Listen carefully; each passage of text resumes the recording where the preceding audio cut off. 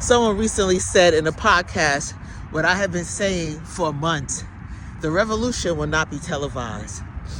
If you're waiting for fighting, guns and knives, it's not going to happen. The new revolution is love. And they fear when we begin to truly love one another like God had commanded us to love each other from the very beginning. Love God, love yourself, love your neighbors. That's it, plain and simple. And what's happening now is that people are beginning to really come into a greater awareness of how love affects them in their body, having experiences of embodiment where they begin to remember the times when love was all they really needed. And today, love is really all we ever need. And the moment that we begin to operate in the fullness of that love, we as a culture, as a people, as a humanity will become better people. We don't have to wait for the government. We don't have to worry about the things that's going on in other places. When we begin to love one another, God will begin to pour out his spirit. He's already pouring out his spirit. But as he pours out his spirit and we catch on and catch hold to how love affects us and move in a place of love, we become more authentic, embody what love means. We begin to heal in community, and our body reflects what our mind already knows. People are really beginning to wake up and see when love is not the true intention, right? You can always feel when something is done with love as its foundation. And you can tell the difference when something is being done for manipulation, strife, or for a transaction, or just to get over on someone else, right?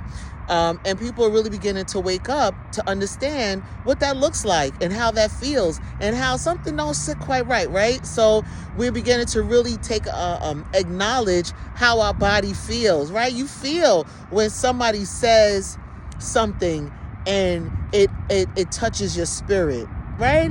And we stop ignoring that. That is your intuition. That is your spirit that is speaking to you and telling you that's it right there. That's the authenticity coming through. And so when your authenticity comes through, love is felt.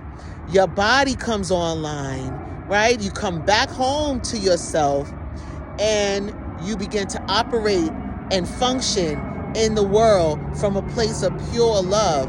And that's what God is calling us back to. God is calling us to come back to ourselves. God is calling us to come back to him. He's calling us to come back to a place of love and to move away from the things that do not reflect love, that do not reflect peace, do not reflect the Spirit of God that he has shown us and has laid out for us in his word.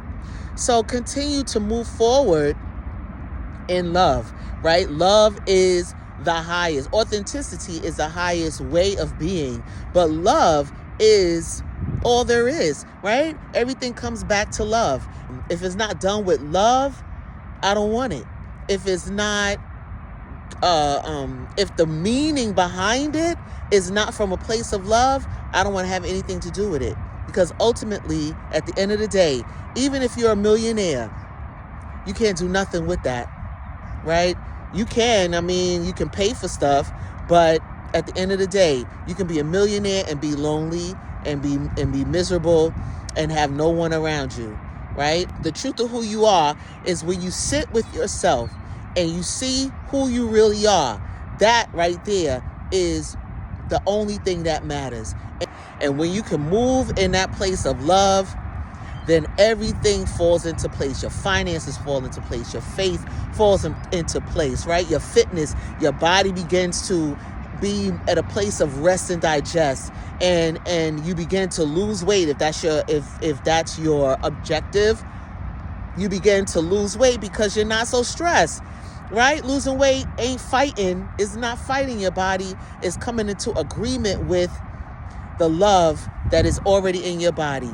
Cortisol is a tension hormone. We don't want that. We want to operate from a place of love. Forgive yourself for all the things that you've done. We've all done wrong things. We've all, if you're of any age, you have done something that you probably would regret. But you got to forgive yourself and know that if God gave you breath in your body and he forgives you, that he throws all of your offenses into the sea of forgetfulness and you move forward in a place of love. And that's all there is.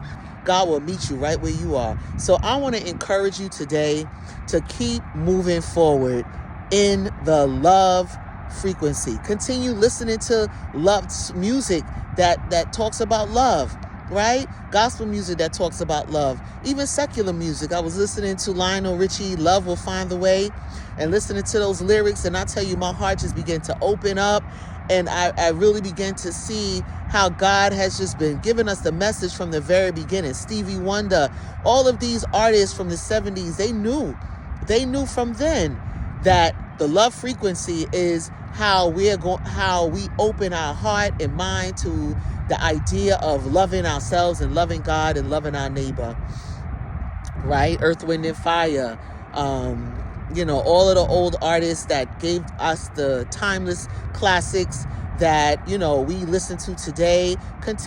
Start listening. If you're not listening to them, listen to music that talks about love, and that love frequency will find its way back to you.